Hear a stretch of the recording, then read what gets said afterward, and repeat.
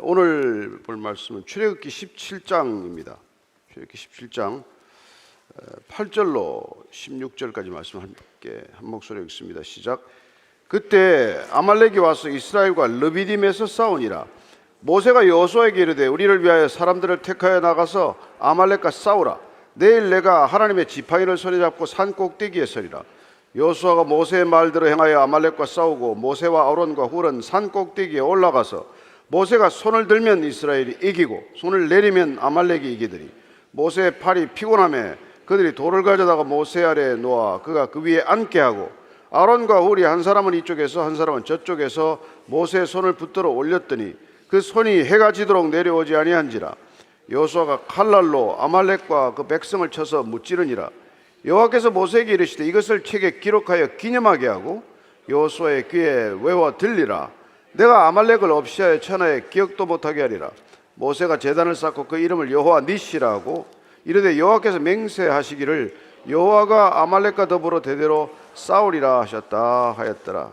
아멘. 이스라엘이 200만이나 되는 백성이 출애굽한 직후의 느낌이 어땠을까요? 홍해를 건너고 그 감격과 감동이 얼마나 컸을까요?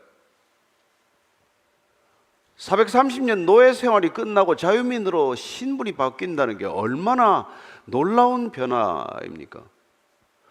어쩌면 이제 죽어도 여한이 없다, 그런 느낌이 드는 게 정상이 아니겠습니까? 안 그렇습니다. 그 감격, 감동은 한순간에 사라지고 마라에 이르러서 마시는 물이 쓰다고 해서 그 또 그렇게 불평을 하기 시작하는 것이죠. 쓴 물이 단물이 되는 표적을 보았음에도 불구하고 또 물이 부족하면, 목이 마르면, 물이 없으면 한순간에 불만이 터져 나오는 거예요. 어떻게 그럴 수 있습니까? 그럴 수 있어요. 그때도 그랬고 지금도 그렇습니다. 큰 은혜가 임하고 나면은 이제 정말 어떤 산 정상에 올라서 그야말로 온 세상이 발아래 보이는 그런 파노라마가 펼쳐지는 그런 감동과 진한 그런 감격이 있지만 또 어려운 일을 하나 만나면 한순간에 그런 것들이 사라지고 마는 것을 경험하죠. 오늘 이 이스라엘 백성들이 어떻게 어려움 가운데서 다시 하나님을 붙드는지, 붙들어야 하는지, 붙들지 않으면 길이 없는지를 보게 하십니다. 8절입니다. 시작. 그때 아말렉이 와서 이스라엘과 르비딤에서 싸우니라. 아말렉 족속이 갑자기 전쟁을 걸어온 것입니다. 노예 출신 백성들이 무슨 전쟁이라는 개념 자체가 없을 때예요. 군사훈련을 받았습니까? 전쟁을 위한 조직이나 편제를 만들었겠습니까? 아무 대책이 없는 백성들인데 갑자기 아말렉 족속이 쳐들어온 거예요. 아말렉은 이 에서의 후예들입니다. 그리고 이 사람들은 네게브 쪽 이 남쪽 지역, 지금 이스라엘 남쪽 지역과 그 다음에 시내산을 중심으로 할 때는 남동쪽 쪽에 이렇게 거주하던 유목민족인데 사납고 흉폭한 난폭한 종족이에요. 이들이 갑자기 쳐들어온 거예요. 르비딤에서 싸웠다고 되어 있습니다. 르비딤이라는 말 자체가 싸웠다예요. 다투었다예요. 왜? 물이 없다고 해서 모세와 다투었습니다. 왜 우리를 여기까지 데리고 왔냐? 왜 이렇게 물을 못 마시게 하냐? 정말 모세가 너무 어이없으니까 하나님, 내가 이 백성을 어떻게 했으면 좋겠습니까? 저 백성들이 지금 나를 돌로 치려고 합니다. 하나님께서 너 지팡이를 가지고 가서 저 반석을 쳐서 물을 내라. 얼마 전에 그 반석을 찍어온 사진을 제가 봤어요. 거기 현장에 갔다 온 분을 우리 교회를 방문했는데, 시내산은 사우디아라비아 쪽에 있어요. 이집트 쪽에 있지 않습니다. 그 현장을 보고 오는 감격이 어떻겠어요? 그 바위를 쳐서 바위가 쪼개진 이 바위를 사진으로 찍어 왔어요.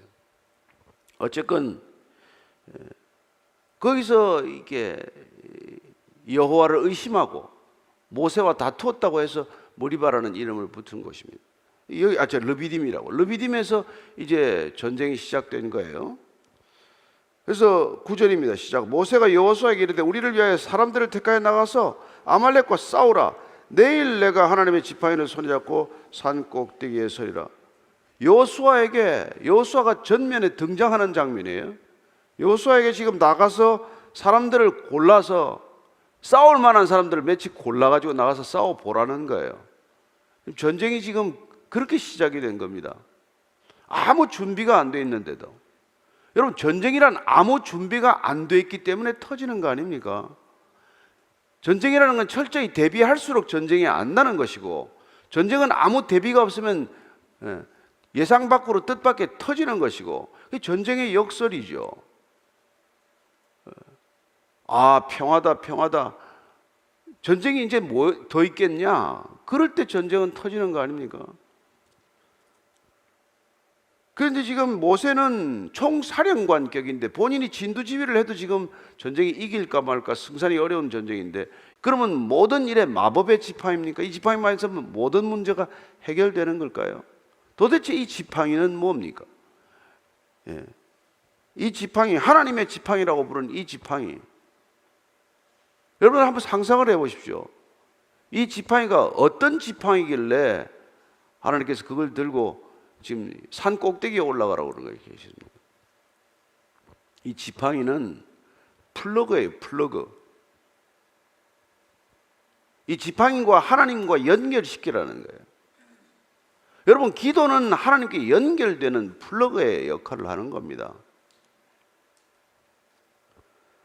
플러그 인 되면 하나님의 능력을 경험하게 될 것이고, 플러그가 빠져 있으면 내 배터리로 지나가다가 내 배터리가 방전 끝나고 나면 그냥 아웃이죠. 블랙 아웃이죠. 이 지팡이를 잡고 산 꼭대기에 서라는 겁니다. 10절 11절에 시작. 여호수아가 모세의 말대로 행하여 아말렉과 싸우고 모세와 아론과 홀은 산 꼭대기에 올라가서 모세가 손을 들면 이스라엘이 이기고 손을 내리면 아말렉이 이기더니, 기이한 광경이 벌어진 것이죠. 여호수아는 지금 전장에 있으니까 이걸 볼 시간도 없고 확인할 겨를도 없겠지만 무슨 일인지 일진일퇴를 거듭하는 거죠. 위에서는 지금 아래를 내려다보고 있습니다. 손을 들었더니 이스라엘이 이기고 손이 내려가면, 피곤해서 손이 떨어지면 아말렉이 이겼다라고 되어 있어요. 그렇습니다. 전선은 두 군데에서 펼쳐져 있는 것이죠. 여러분, 우리는 항상 두 군데 전선을 가지고 있다는 것을 기억하셔야 합니다. 눈앞에 보이는 전선이 있고 눈에 보이지 않는 전장이 있다는 것입니다. 눈앞에 펼쳐지는 전장의 실상은 보이지 않는 전쟁에서의 승패가 가른다는 것입니다. 그게 우리의 믿음이에요. 보이지 않는 전쟁에서 먼저 승리해야 보이는 전쟁을 이길 수 있다는 것입니다. 그게 믿음이고 그게 기도하는 이유예요. 바울이 그걸 알았기 때문에 우리가 에베소서 6장 12절 13절 말씀 이렇게 말하는 거 아십니까? 같이 읽습니다. 우리의 씨름은 혈과 육을 상대하는 것이 아니요 통치자들과 권세들과 이 어둠의 세상 주관자들과 하늘에 있는 악의 영들을 상대함이라. 그러므로 하나님의 전신 갑주를 취하라. 이는 악한 날에 너희가 능히 대적하고 모든 일을 행한 후에 서기 위함이라. 여러분, 지금 바울이 그걸 경험한 거란 말이에요. 눈앞에 있는 현실과 눈에 보이지 않는 현실, 이 두 가지 현실을 통합하는 것, 그거야말로 우리가 기도의 필요성이라는 것이죠. 반드시 기도해야 하는 까닭이죠. 그 두 전선이 하나로 엮여져 있다는 것을 아는 사람은 기도할 것이고, 그 두 전선이 별개의 것이라고 생각하면 기도 안 하나 마찬가지겠죠. 이것도 과학자들이 하여튼 한번 기도의 능력을 한번 검증해 보자고 어떤 병원을 대상으로 실험을 했어요. 환자들을 위해서 기도하십시오. 환자가 좋아지나 한번 보십시다. 여러분, 그게 실험이 성공하겠어요? 그 시험에 참여한 사람들이 뭐 때문에 절절하게 기도를 하겠습니까? 그래서 몇 프로가 나아졌다는 게 무슨 거의 검증 자료가 되겠습니까? 누가 어떻게 기도하느냐에 달린 것 아니겠어요? 동일한 실험을 아무리 반복한다고 하더라도 동일한 결과를 얻을 수는 없는 것이죠. 그래서 믿음의 싸움을 지금 싸우고 있는 거지만 여호수아는 뭐 알 길이 없죠. 밀렸다가 밀어붙였다가 이 계속 지금 전장에서의 싸움이 지금 이렇게 되고 있는 거예요. 그래서 이제 모세가 팔이 내려오면 자꾸 지니까 어떻게 지금 아론과 홀이 아이디어를 냅니까? 12절에 시작. 모세 팔이 피곤하면 그들이 돌을 가져다가 모세 아래 놓아 그가 그 위에 앉게 하고 아론과 홀이 한 사람은 이쪽에서 한 사람은 저쪽에서 모세의 손을 붙들어 올렸더니 그 손이 해가 지도록 내려오지 아니한지라. 자꾸 일진일퇴를 거듭하니까 안 되겠다. 그 돌을 하나 갖다가 앉게 하고 당신의 손만 드시오. 아론이 한쪽 팔을 붙들고 홀이 한쪽 팔을 붙들고는 그 손이 내려오지 않도록 했더니 전쟁의 승리로 끝났다는 것입니다. 이 세 사람의 모습이 어떤 모습이에요? 전도서 말씀이 생각나지 않습니까? 4장 12절입니다. 시작. 한 사람이면 패하겠거니와 두 사람이면 맞설 수 있나니 세 겹줄은 쉽게 끊어지지 아니하느니라. 그렇습니다. 이게 합심 기도의 능력 아닙니까? 삼겹줄의 기도. 단 두세 사람이라도 내가 너희와 함께 하겠다고 한 약속이고, 두세 사람이면은 어떤 기도든 응답될 수 있다는 것을 우리에게 말씀해 주지 않으셨습니까? 그래서 이게 마태복음 18장 19절입니다. 한번 같이 읽습니다. 시작. 너희 중에 두 사람이 땅에서 합심하여 무엇이든지 구하면 하늘에 계신 내 아버지께서 그들을 위하여 이루게 하시리라. 두 사람이 합심해서 구하면 그러면 그들을 위하여 이루게 하시리라 약속하셨습니다. 저는 여러분들이 가정에서 두세 사람이 모여서 함께 기도할 수 있게 되기를 바랍니다. 가족이 함께 손을 붙들고 기도하게 되기를 바랍니다. 정말 함께 손을 붙들고 기도하는 그 능력을 경험하셔야 가정 예배가 살아나고 교회가 살아나고 이 민족이 살아날 줄로 믿습니다. 여호수아가 칼날로 아말렉과 그 백성들을 쳐서 무찌르니라.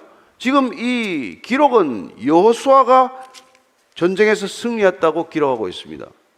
그렇죠. 전장에 나가서 실제로 싸웠던 사람은 여호수아고 전쟁을 승리로 이끈 사람은 물론 여호수아로 드러나지만, 그러나 이 전쟁은 어디서 결판이 났습니까? 모세가 손을 들고 하나님께 접속됨으로써 전쟁은 승리로 시작했다는 것을 기억해야 하는 것이죠.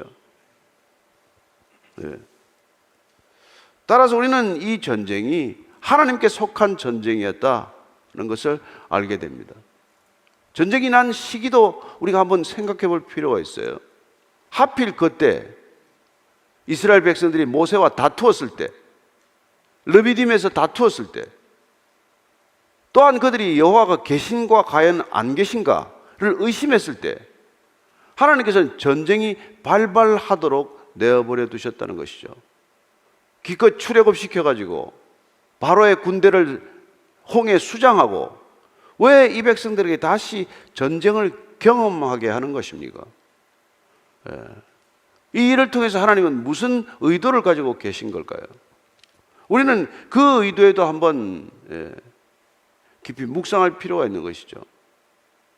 왜 하필 모세와 다툴 때, 왜 하필 하나님이 과연 계신가 안 계신가 의심할 때 전쟁이 생겨나는 것이죠.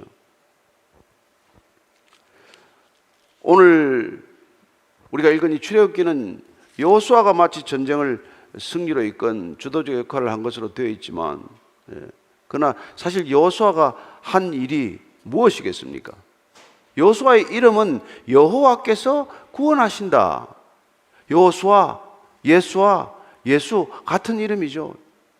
여호와께서 구원하신다는 것을 오늘 이 여호수아는 우리에게 그 전쟁의 승리를 통해서 말씀해 주고 있는 것이죠.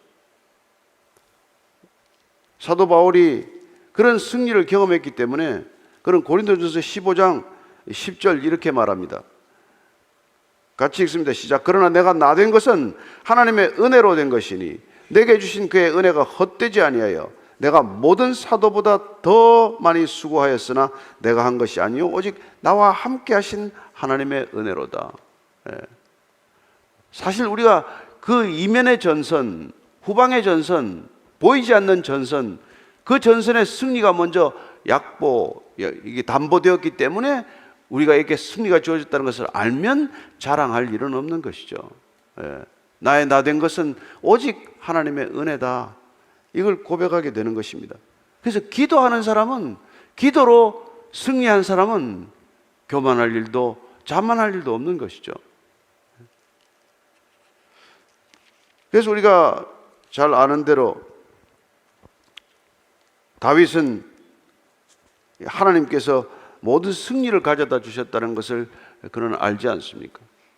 이스라엘의 전쟁이 근본적으로 이 전쟁을 통해서 시작된 첫 번째 전쟁이에요. 이스라엘이 경험한 이 전쟁은 앞으로 가나안 땅을 들어가면 계속해서 전쟁을 치러야 하고, 그 전쟁들은 어떤 전쟁이어야 하는지를 지금 학습하고 있는 것이랑 마찬가지죠. 이 첫 번째 전쟁이 어떤 형태로 승리를 거두어야 하는지, 그들은 나중에 여리고 성을 점령해야 하고 또 아이성 전투를 치러야 하고 수많은 전쟁을 치르겠지만, 그러나 하나님이 함께 하시지 않으면 그 전쟁은 승리할 수 없다는 것을 뼈저리게 경험해야 하는 사건이 되는 것이죠. 그래서 기도하는 다윗과 기도하지 않은 사울은 어떤 결과 차이를 낳았습니까? 기도원은 어떻게 전쟁을 치렀고, 여호사밧은 어떻게 전쟁을 치렀고, 히스기야는 어떻게 아수르 군대를 맞아 전쟁을 치렀습니까? 성경을 우리가 읽어가면서 작년에도 구약 전체를 읽으셨겠지만은 그 모든 전쟁 가운데 배후에 어떤 보이지 않는 손길로 인해서 이스라엘은 승리와 패배를 경험했던 것일까요? 29장 역대상 29장 11절입니다. 시작. 여호와여 위대하심과 권능과 영광과 승리와 위엄이 다 주께 속하였사오니 천지에 있는 것이 다 주의 것이로소이다. 여호와여 주권도 주께 속하였사오니 주는 높으사 만물의 머리이십니다. 다윗의 감사 기도를 통해서 주권이 누구에게 있는지를 다시 한번 공포하고 있는 것이죠. 인간 주권, 국가 주권이 아니라 여호와께 주권이 있습니다. 하나님의 통치, 하나님의 다스림을 인정하는 행위가 곧 기도라는 것을 알게 되고, 그 기도를 통해서는 하나님의 백성임을 스스로 그 정체성을 드러내는 것이고, 그때 하나님께서는 하나님의 백성을 통해서 어떤 일이 이루어지는지를 보게 하시는 것이죠. 그렇습니다. 하나님께서는 우리에게 두 가지 길을 우리에게 주셨습니다. 지금 오늘 기도와 전쟁이라고 하는 두 가지가 어떻게 연결되는지를 보게 하심으로써 우리가 또한 날마다 일상 가운데 기도와 일이라고 하는 것이 어떻게 연결되는지를 깨닫게 하시는 것이죠. 하나님께서는 기도 안 해도 일이 이루어지게 하는 때가 있습니다. 기도했는데도 일이 안 될 때도 있습니다. 그러나 기도했기 때문에 되는 일도 있어요. 우리는 종잡을 수가 없죠. 왜 이건 기도했는데 안 되나? 이건 기도도 안 했는데 왜 일이 이렇게 되나? 마음만 먹었을 뿐이고 입에 발설도 안 했는데 어떤 일이 이렇게 이루어지는 건 이건 또 무슨 연고인가?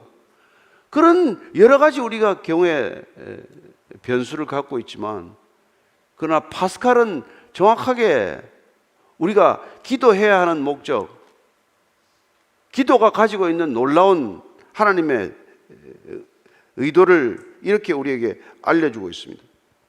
하나님이 기도하게 하시는 목적은 피조물에게 어떤 일을 유발하는 존재로서의 특권을 주시기 위함이다. 이렇게 정의하고 있습니다. 하나님께서 우리에게 어떤 일을 유발시킬 수 있는 특권을 주시는 게 기도라고 말하고 있는 것이죠. 따라서 저와 여러분들이 무슨 일을 하기 전에 기도하는 것이 얼마나 중요한지, 일이 진행되는 과정 가운데 기도로서 일을 진행해가는 것이 또한 얼마나 중요한지, 일을 마칠 때 기도함으로써 그분께 영광을 돌리는 것이 얼마나 중요한 일인지를 다시 한번 깨닫게 하시는 것이죠. 저는 여러분들이 이 기도의 특권을 올해 마음껏 누리게 되기를 축복합니다. 왜 기도해야만 하는가?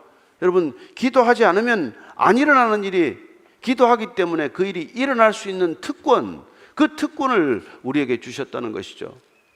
저는 우리 다음 세대가 이 특권에 눈을 뜨게 되기를 바랍니다. 우리 젊은 세대가 자기의 힘으로만 죽도록 노력하는 사람들을 넘어서서 하나님의 도우심을 받는 이 젊은이들이 되기를 바랍니다. 그들이 정말 여호와의 지팡이, 우리에게 지팡이는 들리지 않았지만 기도라의 지팡이를 가지고 하나님과 연결됨으로써, 기도의 지팡이를 들고 두 손을 들고 기도함으로써 위로부터 쏟아지는 능력을 경험하는 세대가 되기를 축복합니다. 여호와께서 모세에게 이르시되 이것을 책에 기록하여 기념하게 하고 여호수아의 귀에 외워 들리라. 내가 아말렉을 없이하여 천하에서 기억도 못하게 하리라. 하나님께서 모세에게 이것을 기록하라고 말합니다. 이스라엘 백성들에서는 이 첫 번째 전쟁, 아말렉과의 전쟁에서 모세가 손을 들고 기도했더니 이스라엘이 이겼고, 모세의 손이 내려왔더니 아말렉이 이겼다고 하는 이 기도의 비밀, 이 비밀을 영원히 기억하도록 주문한 것이죠. 모세가 제단을 쌓고 그 이름을 여호와 니시라고 하고 이르되 여호와께서 맹세하시기를 여호와가 아말렉과 더불어 대대로 싸우리라 하셨다 하였더라. 하나님께서는 이 아말렉 족속을 나중에 진멸하라고 하십니다. 왜냐하면 가장 취약하고 연약한 자들을 급습했기 때문에 전쟁 능력이 없는 후방을 급습함으로써 이스라엘 백성들에게 하나님이 허락하셨지만은 아말렉 족속이 어떤 족속인지를 실상을 보게 하시고 그들을 대대로 싸우라고 명령하셨죠. 그리고 모세는 처음으로 제단을 쌓습니다. 출애굽 이후에 첫 제단입니다. 그 제단의 이름을 여호와 니시, 여호와는 나의 깃발이다 라고 말합니다. 하나님께서 우리의 깃발이 되신다는 것이죠.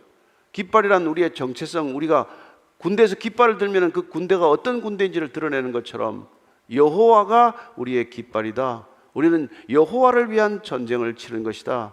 이것을 영원히 기억하라고 하는 것이죠. 요한일서 5장 4절입니다. 시작. 무릇 하나님께로부터 난 자마다 세상을 이기느니라. 세상을 이기는 승리는 이것이니 우리의 믿음이니라. 그렇습니다. 우리는 믿음으로 승리하고 전쟁에서 싸워 이길 줄로 믿습니다. 보이지 않는 전쟁에서 승리하고 이미 승리한 것을 확인하러 가는 것이 우리의 전장인 줄로 믿습니다. 따라서 기도는 우리에게 어떤 전쟁에서 어떤 형태로라도 승리할 것을 담보하는 하나님의 약속이라는 것을 기억하십시오. 실제로 전장에 나가서 우리가 싸우는 까닭은 전투에서 이기고 나서 전리품을 획득하는 것을 허락하시는 하나님의 은혜라는 것을 또다시 경험하게 되기를 바랍니다.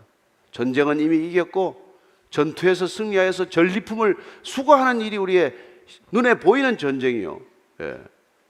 그리고 그 기도는 두 가지 전선을 하나로 묶는, 두 전장을 한 전장으로 연결하는 너무나도 중요한 일이기 때문에 저와 여러분들이 그것을 잊지 않고 항상 정말 기도하는 사람이 되기를 축복합니다.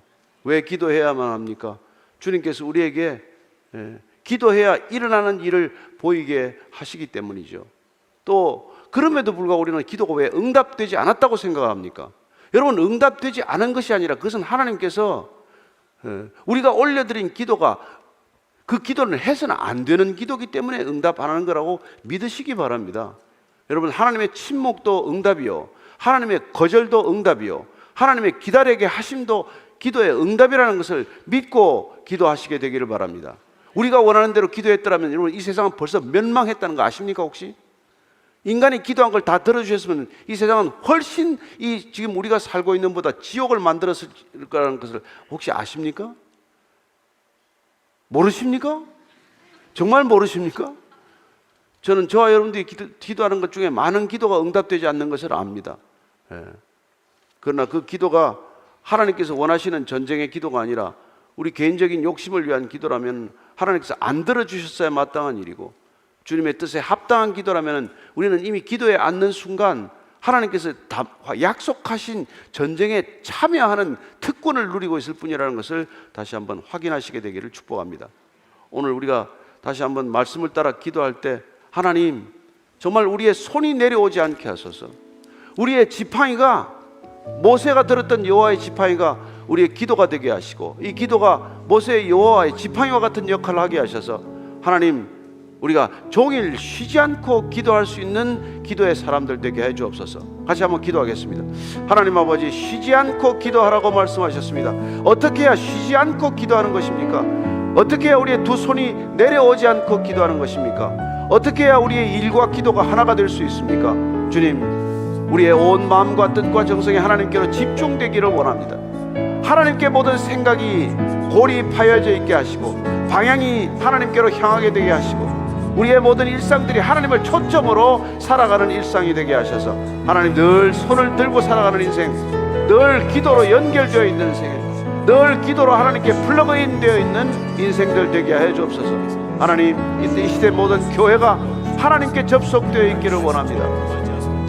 교회가 세상과 너무 접속되어 있어서 세상을 닮아가는 교회가 아니라 하나님께 접속되어 있음으로써 하나님을 닮아가는 교회가 되게 하시고 하나님의 뜻을 성취하는 통로가 되게 하여 주옵소서.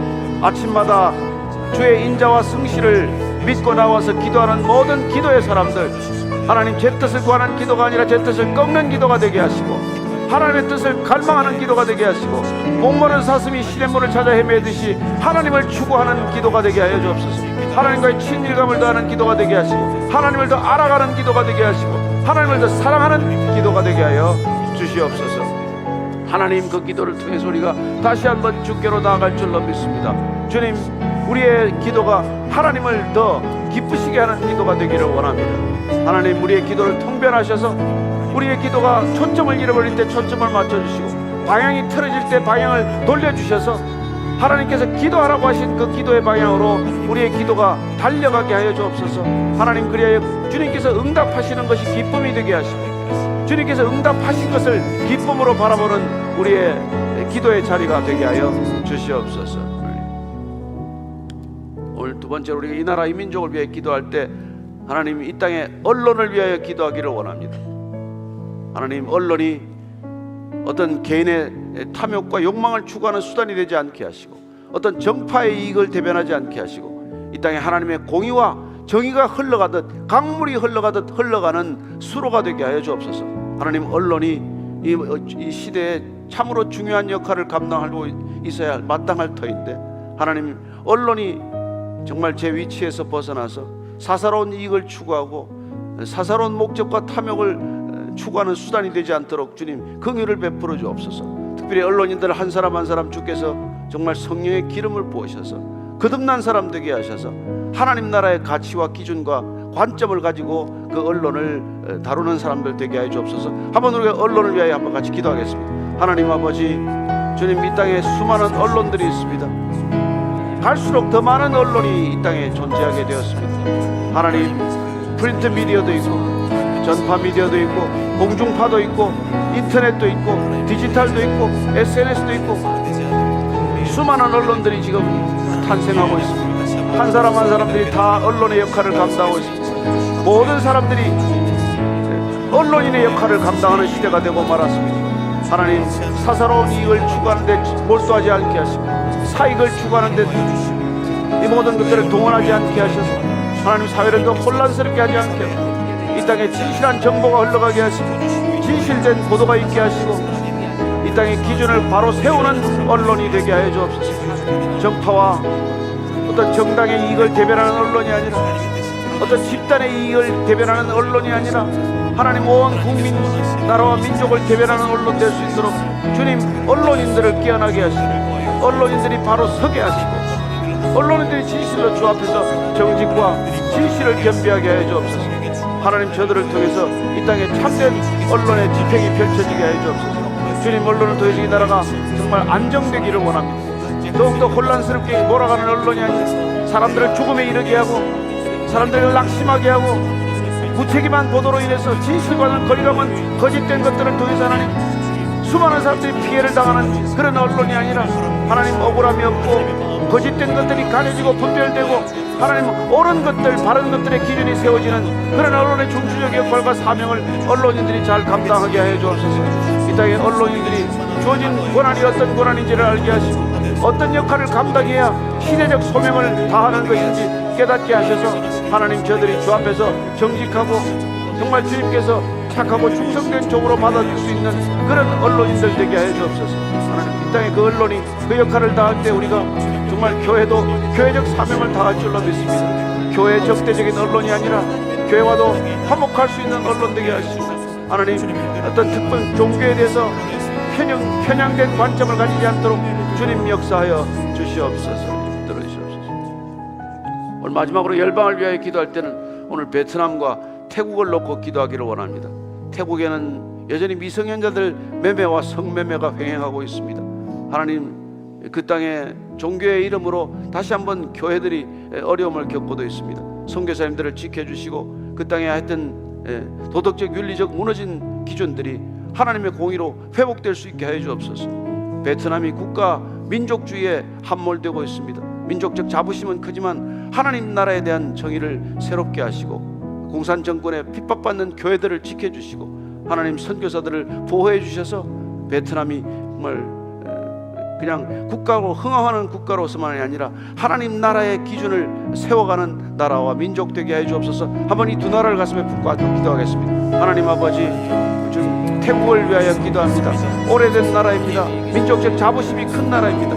그러나 그 땅에 얼마나 많은 매출이 횡행하고 소아성애가 횡행하고 인신매매가 횡행하고 하나님 많은 국민들이 어려움을 겪고 있습니다. 그 땅의 어려움을 주님 내어버려 두지 마시고 지나치지 마시고 하나님 정말 긍휼한 마음을 품게 하셔서 그 땅에 다시 한번 주의 공의가 흐르게 하여 주시옵소서. 베트남 땅에 하나님 정말 민족주의가 횡행하고 새로운 성장, 경제 성장의 동력이 날로 커지고 있기 때문에 국가 민족주의, 내셔널리즘이 잠든 흥황하지 않도록 주님께서 긍휼을 베풀어 주시고 하나님 그 땅을 불쌍히 여기시고 그 땅에 하나님 나라에 대한 공의를 알게 하시고 공산 정권에 다시 한번 주님께서 강권적으로 역사하셔서 정말 하나님의 나라를 그 땅에도 선포되게 하시고 많은 선교사님들이 있습니다. 선교사님들 지켜주시고 많은 교회가 있습니다. 그 교회를 지켜주시고 하나님께서 함께 하셔서 이 시대에 주님께서 어떻게 역사하시는지를 보게 하여 주시옵소서. 주님 그 땅에 하나님의 놀라운 은혜가 있기를 원합니다. 주의 놀라운 은혜가 있기를 원합니다. 주님 역사하여 주시옵소서. 주님 돌아주시옵소서. 하나님 우리가 올려드린 기도에 신실히 응답하여 주옵소서. 이제는 십자가에서 공의를 선포하신 사랑을 선포하신 우리 구주 예수 그리스도의 은혜와 그 공의와 사랑의 길에서 우리를 맞아주시는 아버지의 사랑과 날마다 세상의 정의의 길에서 벗어나지 않고 우리를 참된 공의의 길로 인도하시는 성령님의 인도하심이 오늘도 말씀 따라 기도에 손을 들기를 원하고 이 손이 내려오지 않기를 결단하는 그리하여 쉬지 않고 기도하기를 결심하는 이 자리에 고개 숙인 진정한 기도의 사람들 위해 지금부터 영원까지 함께 하시기를 간절히 축원하옵나이다. 아멘.